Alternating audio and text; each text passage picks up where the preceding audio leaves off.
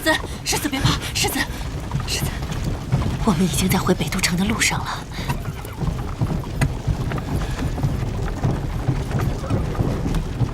世子，你真实的身世，想必真言可汗从来没有告诉过你吧？我是从草原上捡来的孤儿，是真言可汗的样子。他这么说，未尝不是一种善意，因为那真相对一个孩子来说太难接受了。你听我说，你是青阳大军吕松的儿子，你的母亲是朔北部可汗楼延蒙了火儿的女儿，尊贵的青阳侧胭脂。你出生的时候，天有异象。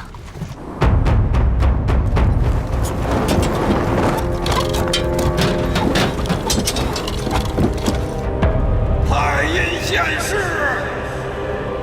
胭脂怀的是灭世的灾星啊！灾星不除，暴雪不止，请大军将灾星祭天，一指天怒。灾星祭天，一指天怒。灾星祭天，一指天怒。快进去，胭脂，再使把劲儿，使劲儿啊，使劲儿！胭脂，使劲儿！胭脂，你再使把劲儿，再使劲儿啊！胭脂，表哥，让我带兵出城去和他们谈谈。龙哥真慌，你的刀是草原上最利的刀，但不是所有事情都像绳结可以一刀两断。你也听信那些无知妄人的话，相信自己的亲生骨肉是魔鬼？我不相信任何人的话。你听我的，帮我做件事。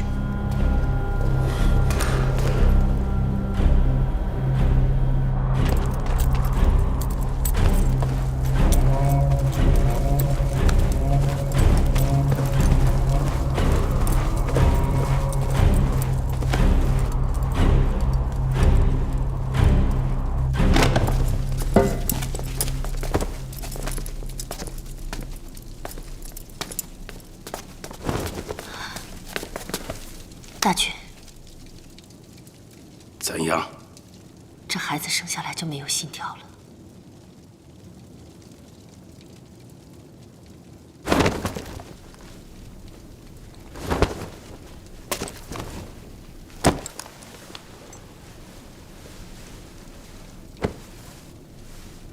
勒摩，这个孩子是天神没有给我们，天神要把他带走。不，你们要杀了他，你们每个人都要杀了他。勒摩，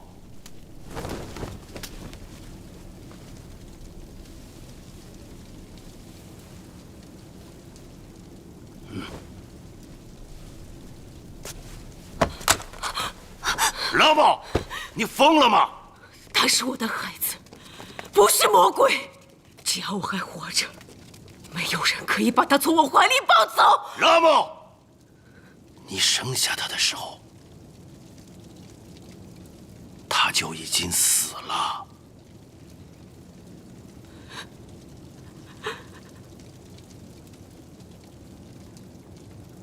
我要给我的孩子喂口奶。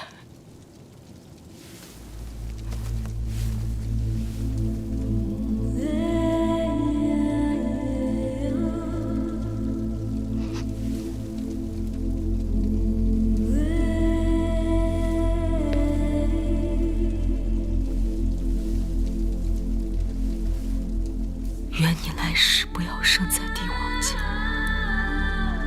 我们母子天上见。勒摩，胭脂，勒摩，胭脂，勒摩，勒摩，勒摩。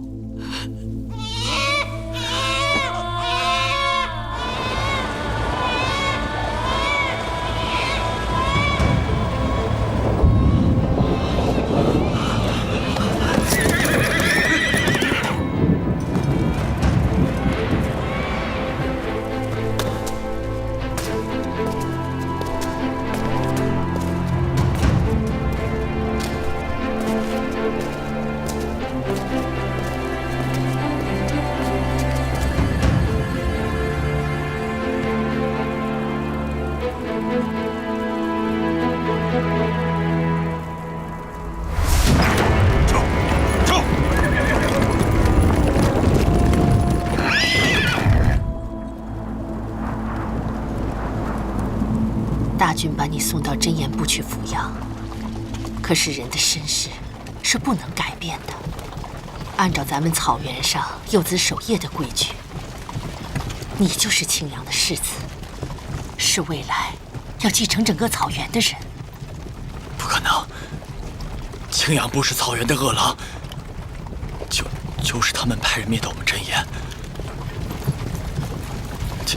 千姐姐和苏妈，他们在哪儿？世子，你和他们不是一类人。龙哥沁死了，宋麻也已经是奴隶。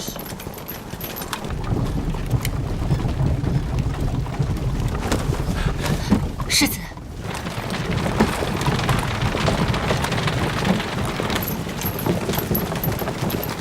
停车！世子，世子，苏妈。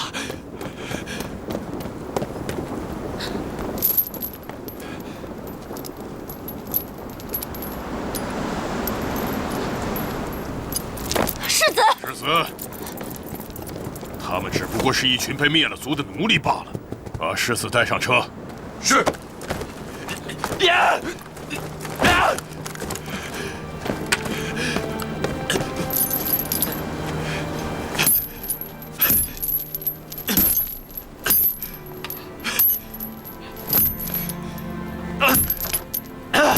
王爷，这些都是世子从小一块玩到大的玩伴呢。世子，要记住，真言已被灭族，青阳才是你的家。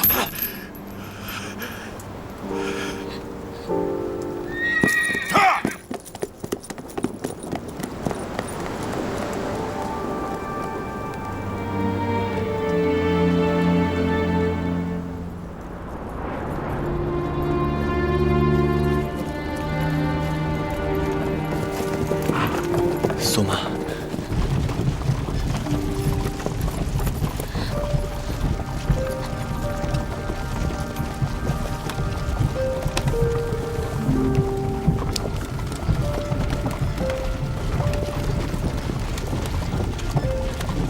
别担心，我会保护好你的。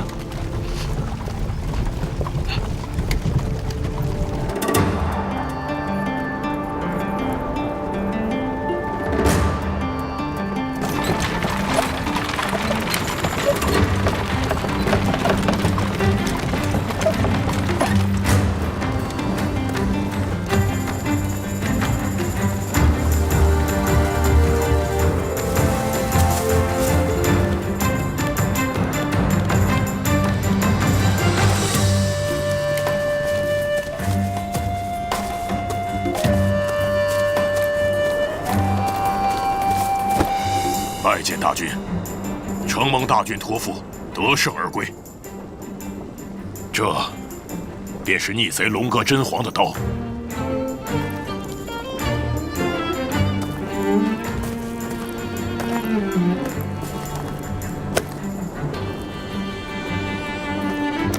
凯旋归来的英雄，你才是今天的主人。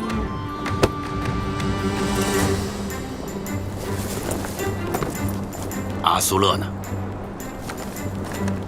有请世子。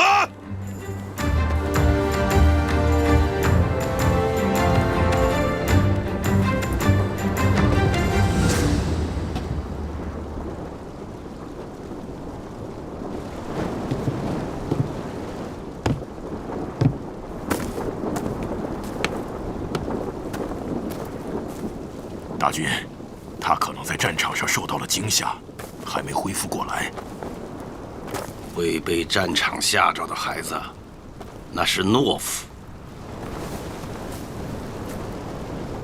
你认识我吗？我是你阿爸，青阳的大军。你不是我阿爸，我是真言的阿苏勒，是龙哥真皇的儿子。哼，看来真是给吓着了。大军，大军，今天是九王凯旋归来的好日子，又有了那么多的奴隶，灭真言部各家都有出力，也都有损伤。是不是趁着这个好日子，把这些奴隶分给各家，让我们也沾沾这凯旋的喜气吧？把奴隶们平分了。多谢大军，奴隶是我们家的，可抢我们家奴隶。苏玛不是奴隶，脸上有烙印的，不是奴隶就是畜生。苏玛不是奴隶，他们都不是奴隶。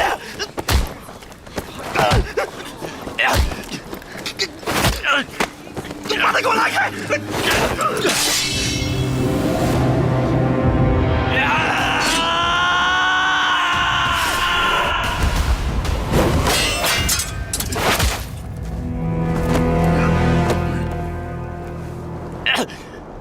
想杀青阳大军，死罪！你这么做是想救那些奴隶吗？你是我儿子青阳的世子，只要你求我，我就能把这些奴隶都给了你。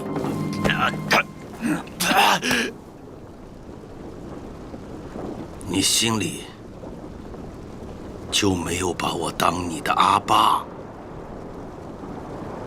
是吗？我是真言部的阿苏勒，是龙哥真皇的儿子。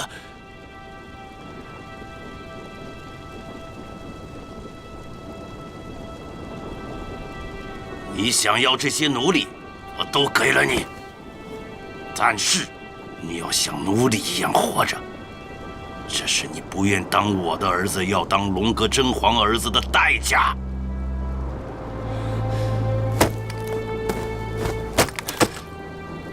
男儿腰间没有刀，你什么事都干不成，更别说你还想保护别人。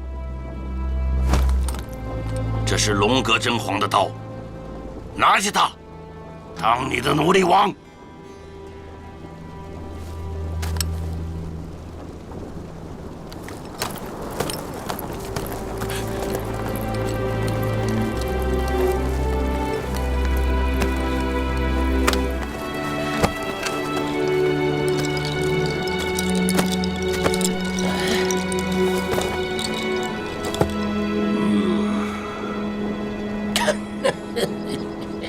好样的，孩子！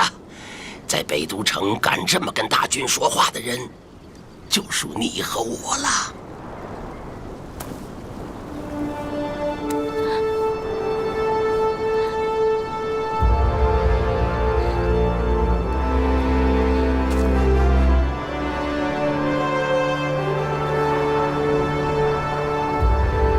敬酒王，来敬酒啊！敬酒王，敬酒王！酒王，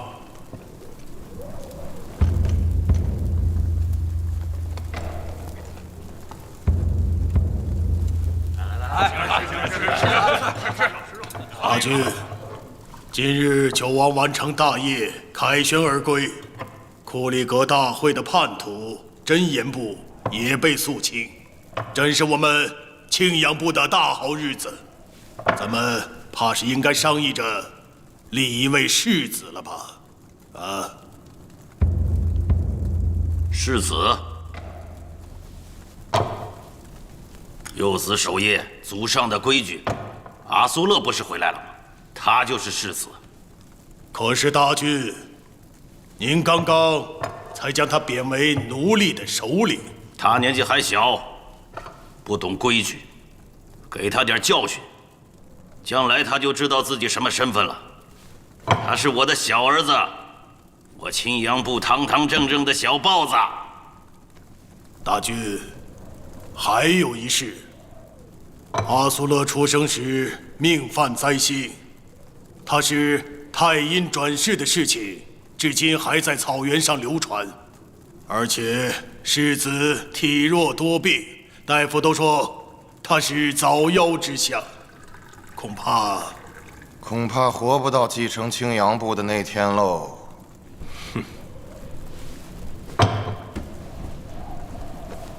看来你们不是随便说说，今天是有备而来啊！我知道你们在替谁争。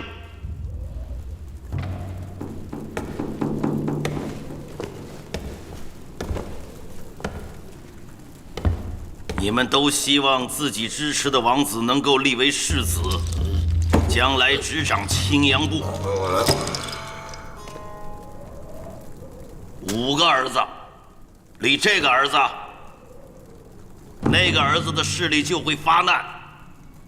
豹子们要是争斗起来，终究会成为秃鹫的食物。我再说一遍，祖上传下来的规矩，幼子守业。阿苏勒有没有命执掌青阳部？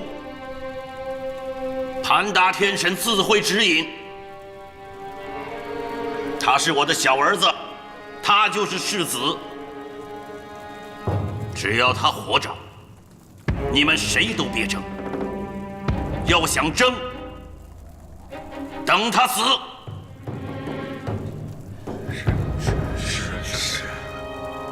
世子，换新衣服吧，您身上的都破了。来，我来。阿苏勒，先换上吧。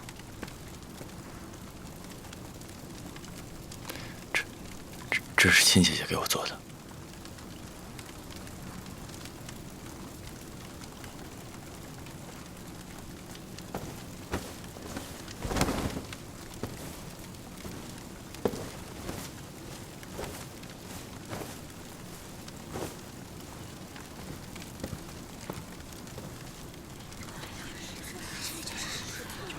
这就是咱们的世子啊，看起来比羊羔还弱。哎呀，他算是哪门子世子啊？他是灾星，他一出生啊，他身边的人都被咒死了。你们胡说什么呢？赶紧走！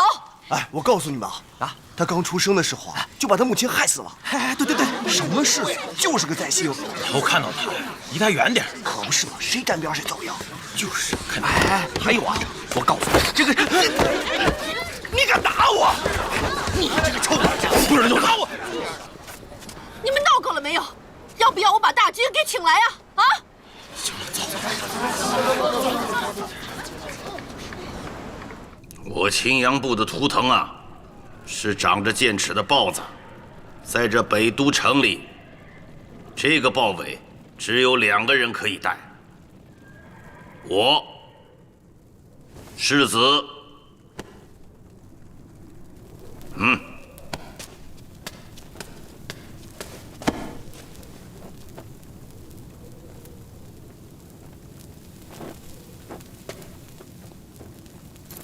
我青阳部自古以来的规矩就是幼子守业。你是我最小的儿子，就是草原未来的大军。龙哥真皇有没有告诉过你，我为什么给你起名为阿苏勒？阿苏勒，在我们青阳的古语里，意为长生。阿爸希望你能长命100岁，将来你能统治这片草原，长治久安。如果你还有这个理想，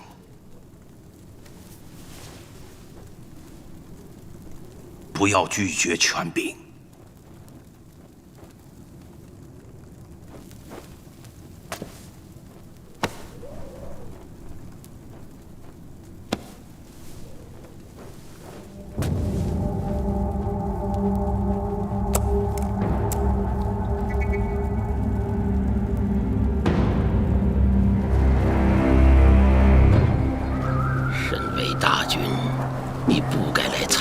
逆贼的葬礼。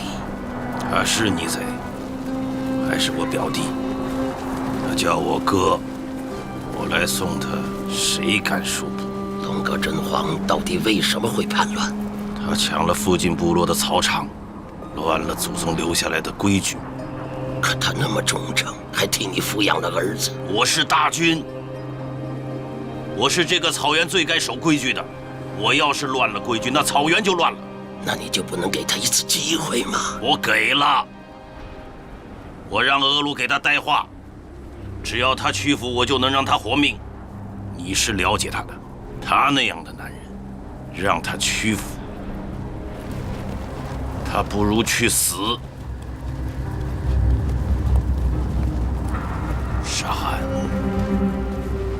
你知道草原上为什么会有这么多的你杀我，我杀你吗？太穷了，吃不饱啊！要是人人都能吃饱，也许这草原上就会少了很多你杀我，我杀你的事情。可草原上就是这么穷，你吃饱了，他就吃不饱。冬天了，牛羊都会饿死。我知道一个地方，土地肥沃，麦子堆得比山还高，终年都不下雪。草原上怎么会有这样的地方？东路，可东路和我们隔着海呀。隔海怕什么？我们渡海过去。沙汗，你说我要能从东路搞来粮食，暂缓饥荒，那这草原上是不是会少了很多战争？我需要一个人替我去东路。沙汗，你是我最相信的朋友，也是草原上最聪明的人。我相信只有你才能说服那些狡猾的东路人。愿不愿意做我的使者，去东路？在北都城里，我还有一个放心不下的人。一个酒鬼死在雪地里都没人收尸的人，你还有放心不下的人？我担心的是阿苏勒，他分明没有做大军的命，却不得不背负着世子的头衔。你的好儿子们都已经开始惦记你的权柄了。我把世子的头衔给了他，今后看他自己的造化。他哥哥们都是豺狼，大军把羊羔扔到狼窝里，却说要看他自己的造化。羊要活命就要变成狼。这里是草原，可在草原上，要有战胜狼的本领。你挑2个勇敢的孩子给他做伴当，再找个名头响亮的武士给他当老师，这是我的条件。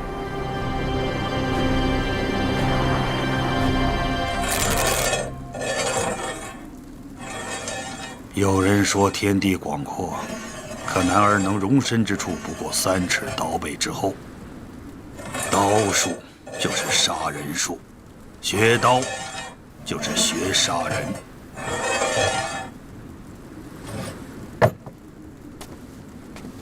我想问问世子，为何来学刀？当时真言不被灭族的时候，要是我的手力气握起刀，亲姐姐可能就不会死。你是为了救人而学刀？是。铁岩、铁叶，从今天起，你们就是青阳世子的伴当，你们也要用你们的血来报答主子的恩情。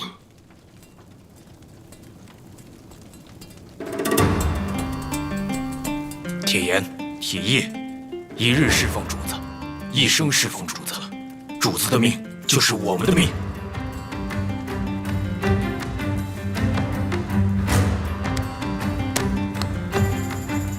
同生，同死。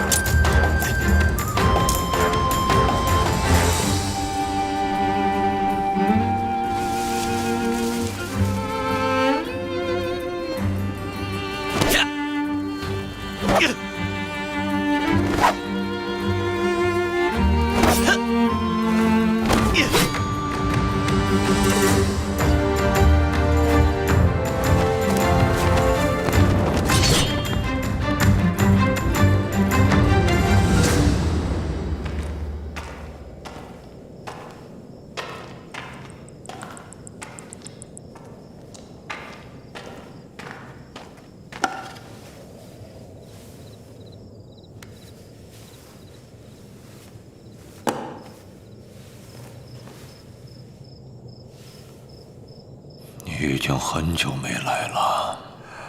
世子回来了。是那个从真言部回来的孩子吗？是的，殿下。带他来见我。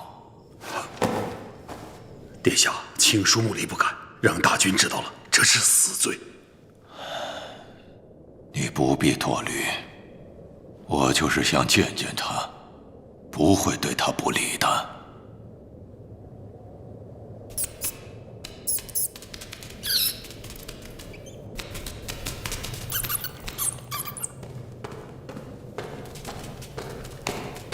八呆，八呆，回来，回来！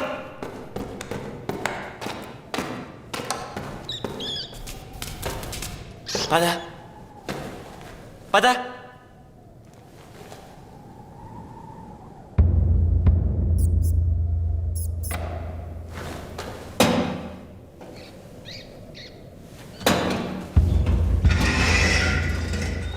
八呆。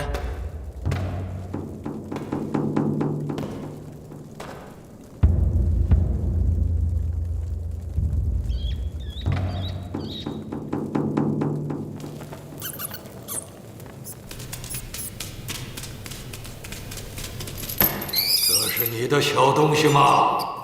八呆，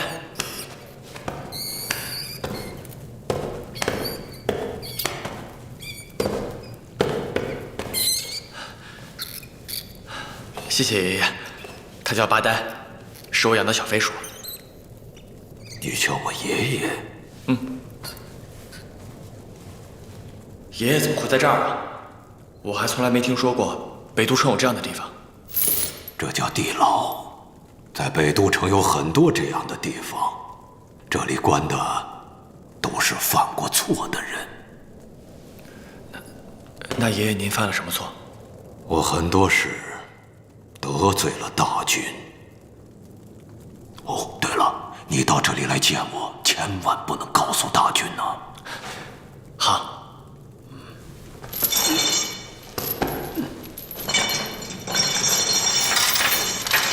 孩子，叫什么名字？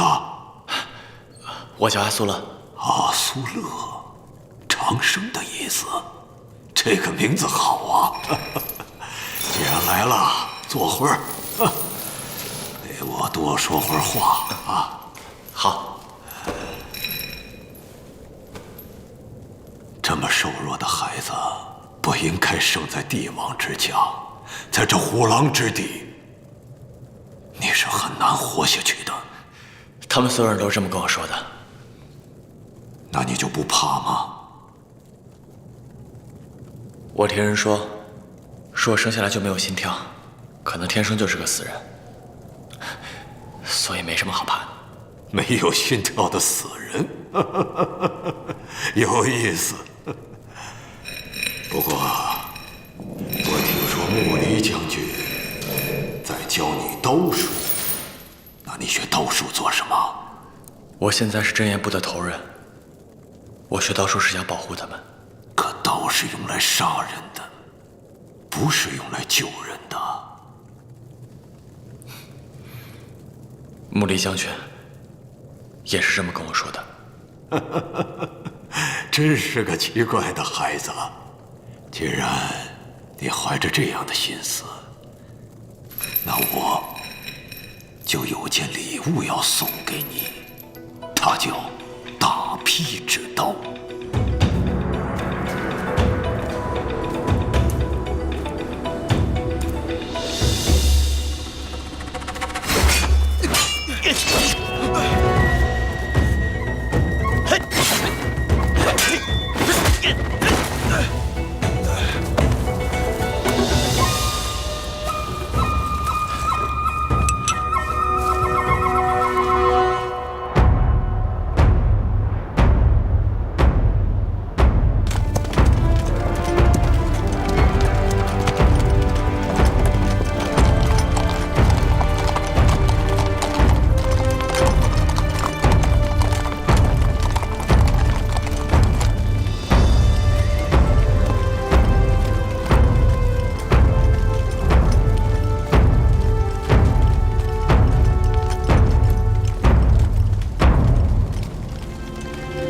臣拓跋山岳，大印朝所属下唐国3军制司，代唐国公爵百里公殿下致意青阳大军，愿两国永为和睦，有如兄弟。将军请起吧。谢大军。将军辛苦了，请。请。羊腿的抓饭来喽，孩子。抓饭来了，来，好吃好吃。他们谈他们的国家大事，我们吃英氏夫人的羊肉抓饭。多吃点啊。一去这么长时间，一口好羊肉都没吃到过。怎么样？好吃吧？太好吃了。我听说啊，下唐国正用船运大批的粮食过来，足够咱北都人整个过冬了。那船粮食可不是下唐国的礼物，是我自己买的。啊？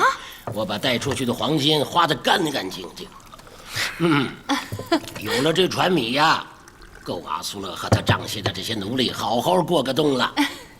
大和萨还说，以后下唐国每年都要运10万担粮食过来。这么多？是啊，那以后咱们北都就不愁粮食吃了。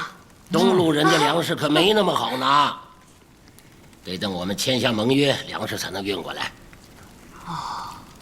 10万担粮食，这对任何一个国家都不是小的付出。下唐国对我青阳部如此慷慨，不知我青阳部能给下唐国什么帮助啊？大军英明，我国亦有求于大军，求青阳部2件绝世珍宝。我青阳只是草原上一个部落，又有什么绝世珍宝？大军，我国要求的第1件珍宝是青阳部的虎豹旗。俗话说，北人乘马，南人操舟。东路素来缺少名马和旌旗，下唐渴求骑兵已久。我们国主想请青阳部调遣5000虎豹旗，暂居南怀城，以助下唐军事。那第2件呢？想问大军，求一位王子。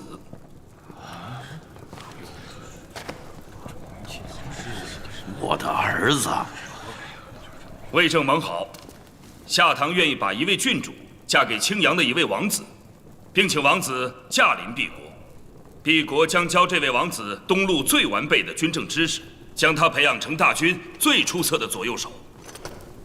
下唐国的意思是我们兄弟当中有一人要去做人质，不是人质，是贵宾。我国国主还会把自己的独生爱女嫁给这位王子，也就是说，他将会是下唐国唯一的驸马。待学成之后，下唐国愿以黄金1000斤、鱼鳞钢10万斤、大船50艘作为嫁妆，送郡主夫妇返回北都。我们国主相信，有这位王子在，盟约定能维系100年。对了，大和萨，我听说他们下唐国要把他们的公主嫁给咱们的王子呢。不是公主，是郡主。听起来啊，还挺般配的。我也要娶一个。你算了吧。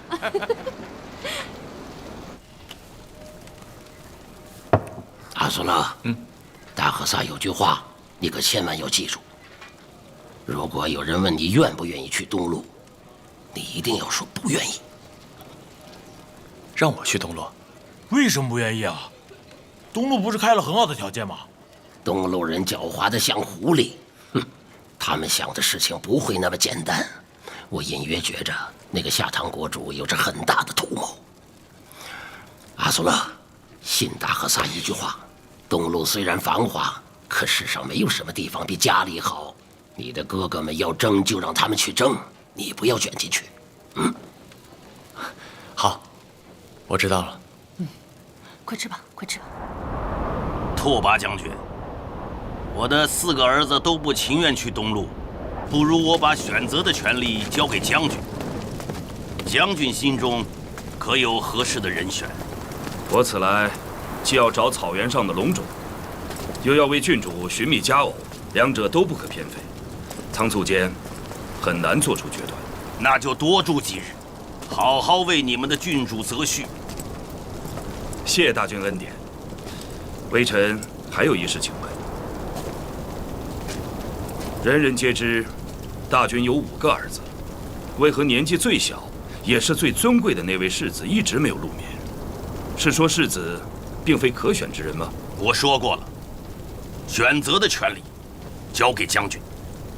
不过世子阿苏勒身体孱弱，才智武功都比不上他那几位哥哥，我恐怕将军会失望。这样，再过几日，兽群会路过我北都城，是狩猎的好日子。我请将军与我们一起去火雷原狩猎。到了那里，或许将军能看到，谁是我们青阳部未来的雄鹰。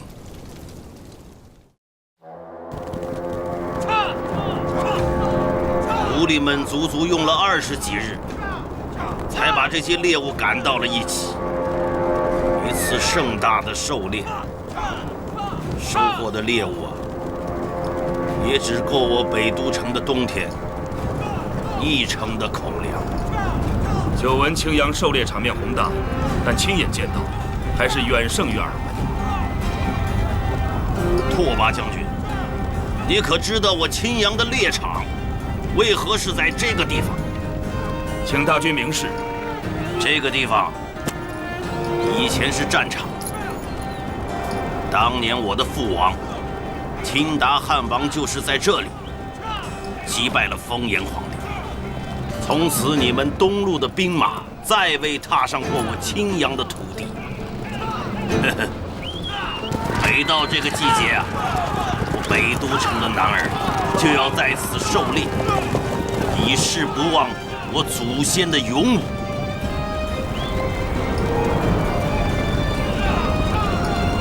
击鼓传令，就地扎营。是。走。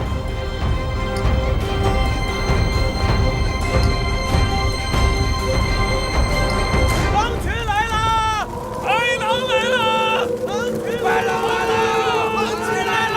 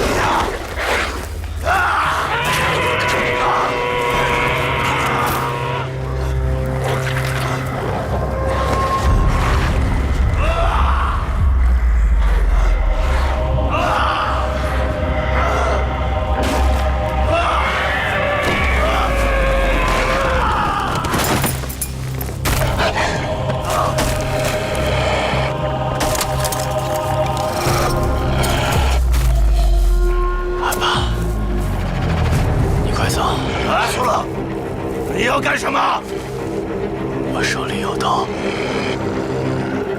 我可以保护你。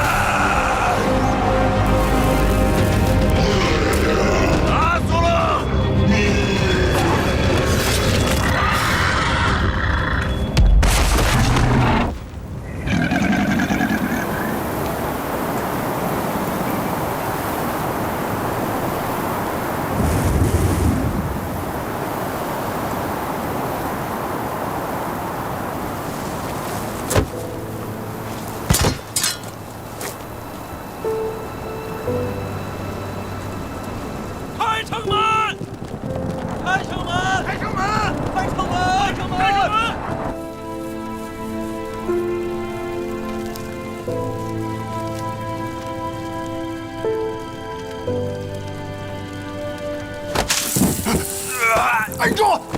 按住！按住！按住！按住！按住！按住！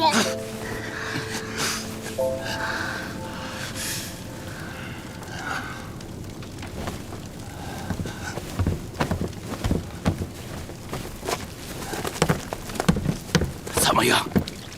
大军，世子的病，只怕是血绝。血绝？血绝的病人，天生阴虚至极，仿佛一生下来，上天就夺走了他全部阳气。一个只凭阴气支撑的人，恕我直言，几乎可以说，他一生下来就是个死者。请你救救我的儿子，你若能治好他的病，只要我青阳部有的任你所举。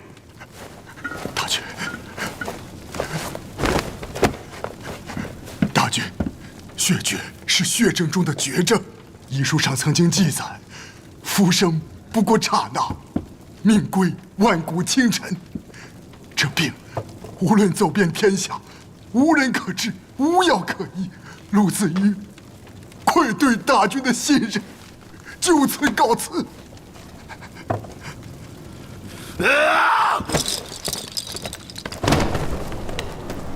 世子怎么样了？传我的令，谁要能治好阿苏勒，外族人，我赏他黄金100斤，封他2000户奴隶；青阳部的人，我许他开辟自己的草场，当一部之主。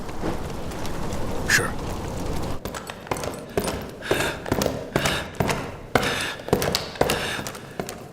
是你，你才是阿苏勒真正的刀术老师。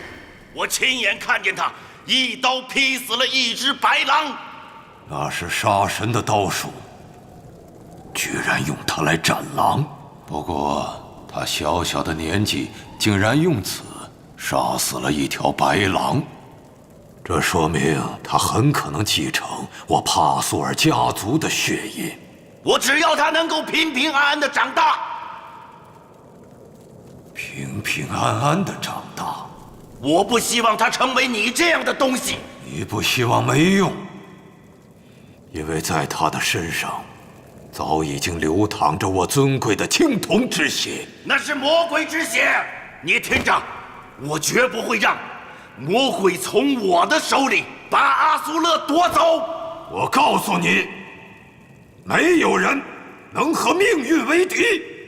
看看我，看看你的父亲吧。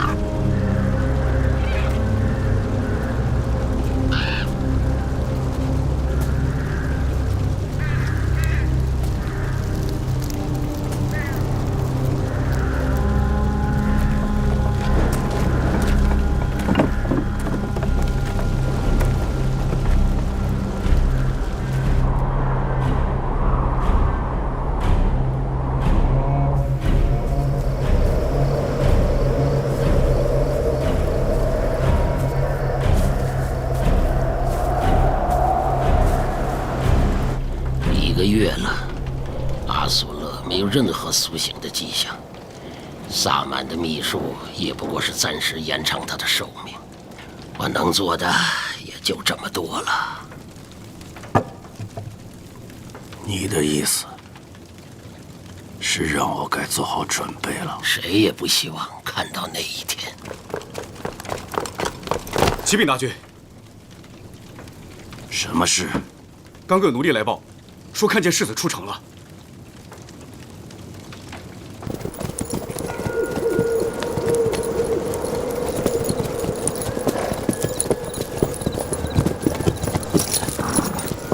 霍勒尔，你看，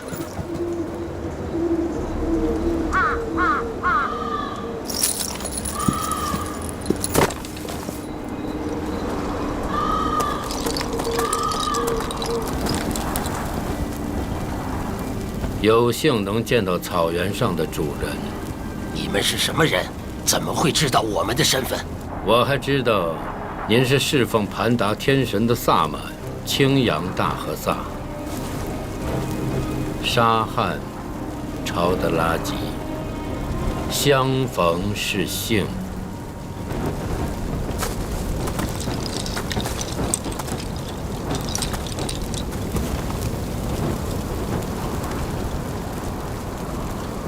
我们是方外之人，世子的病情应该有办法可治。血绝之症靠草药也无法医治。你知道血绝之症？血绝之症确实是绝症，但世子看起来只是像是血绝之症而已。大军不必担忧。那你说，他究竟得的什么病？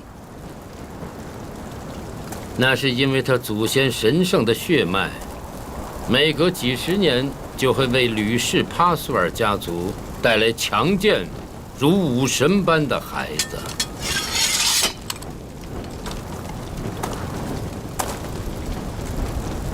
这是我们家族的秘密。这世间的秘密到最后永远都不是秘密。当然，我也是偶然知道的。世子眼下的状况，就是因为他继承了那强大的血统而又不完整。如果让一个孩子非要继承一个强大的血统，那只会危及自身。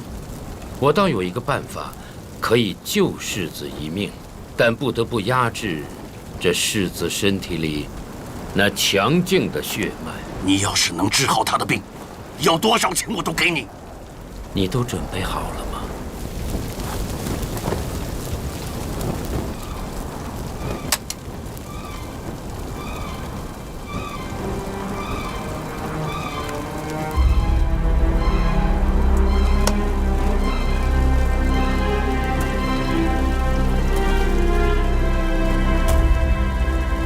四方上下，天地穹隆，寂灭不尽，生生不息。那是秘仪之境，空虚之阵。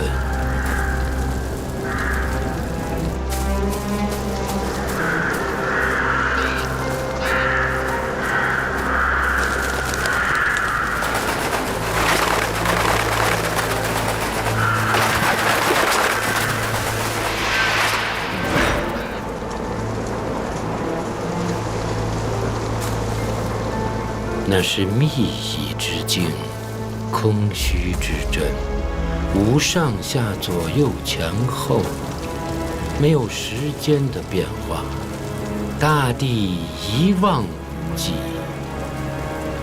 这样的境对于人类来说，你再怎么奔跑，也没有边缘。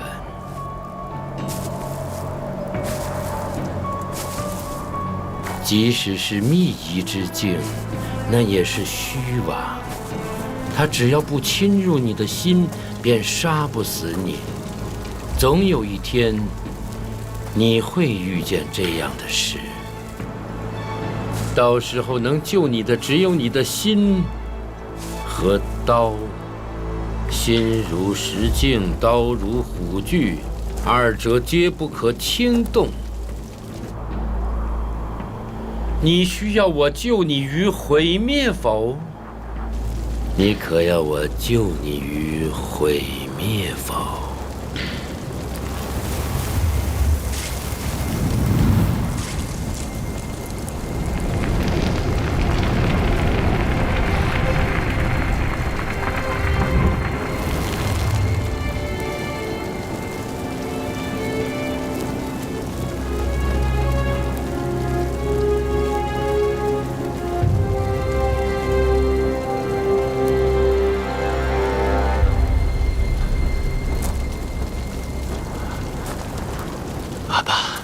阿苏勒，阿苏勒，阿爸，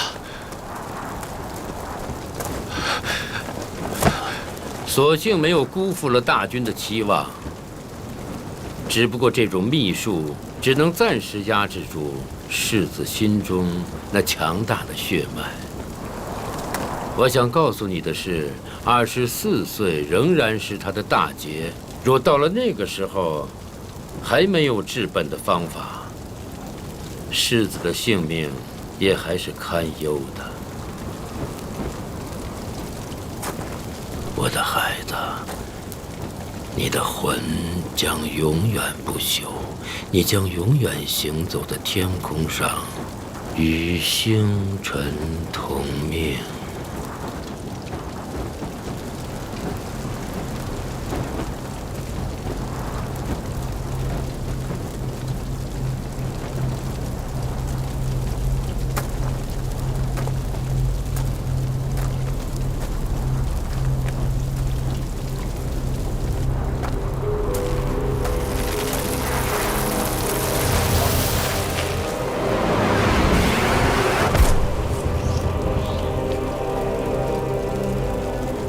我的代价就是我学生的生命。我这么做并非对大军有所求，而是和世子有缘。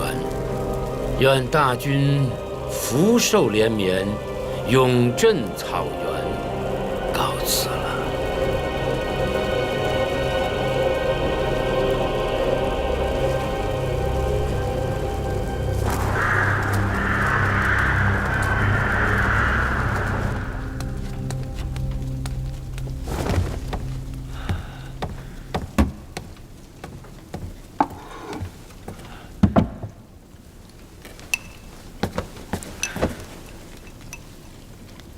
大军到！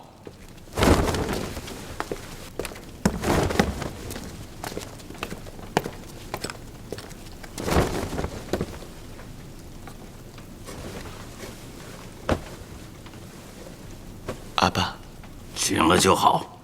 觉得怎么样？感觉好像做了场梦。昏迷了足足1个月，阿爸都快无望了。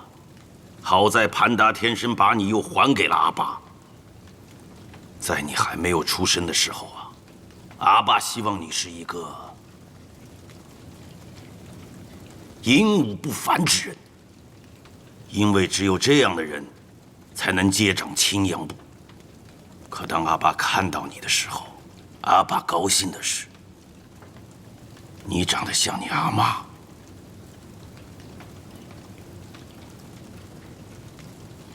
从来没听阿爸说起过阿妈。你要记住啊，心里头你最想着谁，千万不要告诉别人，那会是你的弱点。软肋。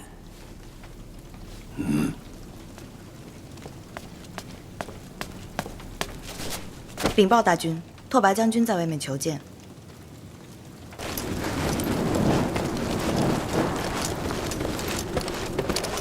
拓跋将军，大军，有什么事吗？请代表我国国主求青阳部世子为结盟之宾。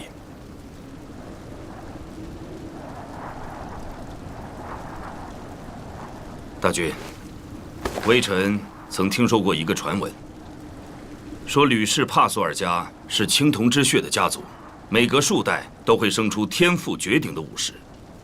他们挥刀的时候，仿佛是天神的手在帮他们挥刀。青铜之血，那都是牧人间的传闻罢了。一刀之中能杀死白狼的，就连我也做不到，岂不正是天神的手在帮世子挥刀吗？大军，恕微臣直言，我们不能等太久。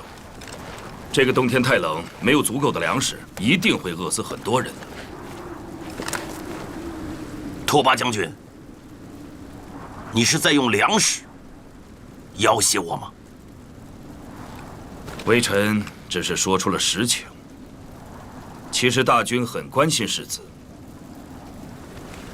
大军，夏唐愿倾一国之力培养世子，世子跟夏唐结亲，就是背靠南北两大强国。待世子再次马踏汉州之时，整个夏唐都会是世子的后盾。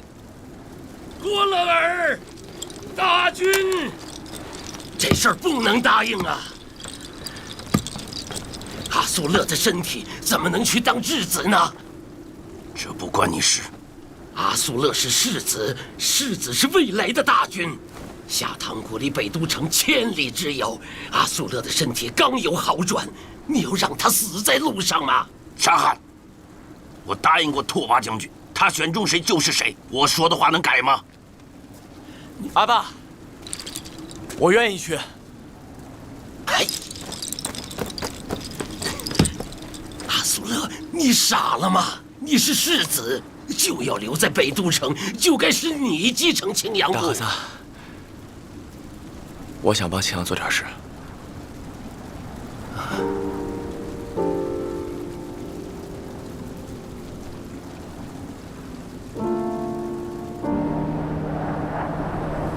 当年我和你表叔龙哥真皇，经常来这儿钓鱼。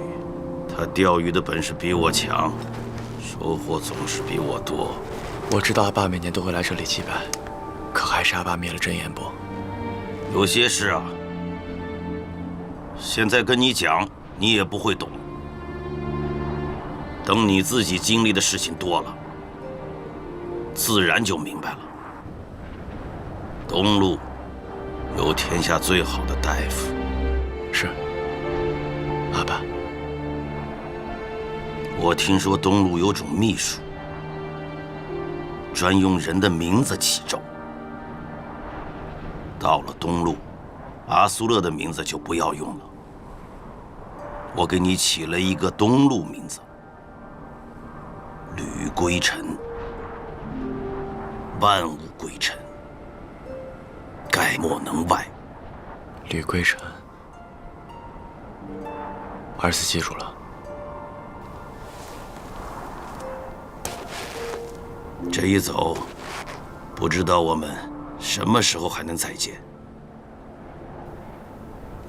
没什么想对我说的，我倒有件事要问问你。从真言部回来的那一天，你用刀指着我，是真想杀了我？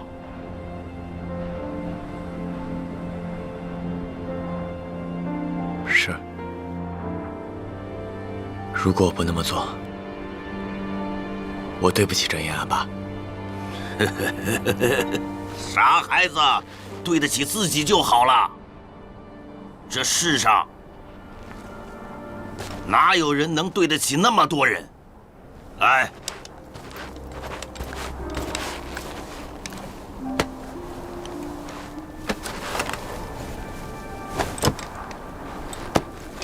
我给你那把隐月做了一把新刀鞘。我是要你记住，刀术虽是杀人术，可刀鞘是人心。有刀鞘的刀，才能保持锋利。谢谢阿爸。男人的告别，这样就可以了。明日我不送你了。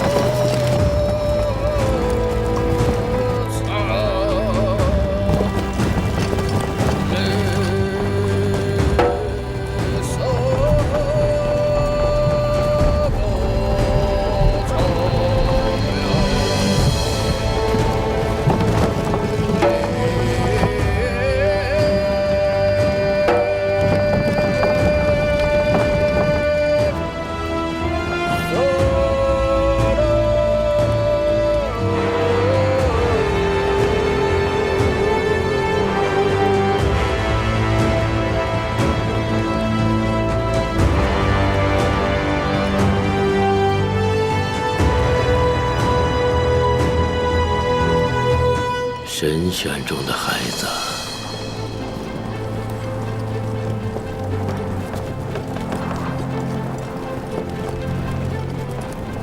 我们还会相逢的。